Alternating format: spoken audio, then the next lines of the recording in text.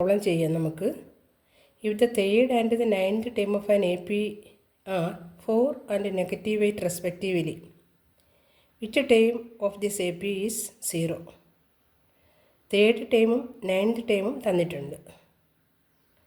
Which term of this AP is 0? ഇതിനകത്തെ 0 എന്ന് പറയുന്ന എത്രാമത്തെ ടേം ആണെന്നാണ് നമ്മൾ കണ്ടുപിടിക്കേണ്ടത്. Solution: third term 4, ninth term negative 8. Third term means a plus 2d is equal to 4. Ninth term a plus 8d is equal to minus 8.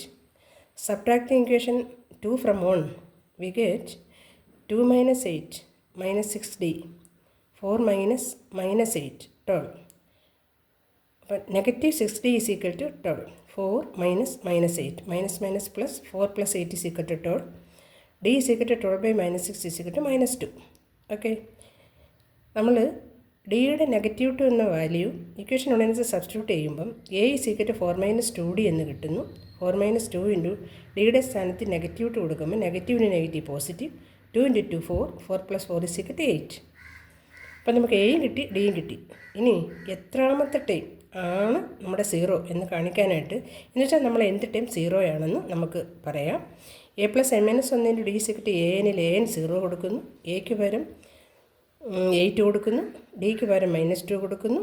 അത് നമ്മൾ simplify ചെയ്യുമ്പം 8 minus 2 into N -2n -1 into -2 plus 2 is equal to 0. 8 plus 2 10. 10 minus 2n is equal to 0. 10 is equal to 2n. n is equal to 10 by 2 is equal to 5. That is നമ്മൾ given AP യിൽ 5th ടേമാണ് 0 ആയിട്ട് കിട്ടുന്നത്. 5th term. Okay.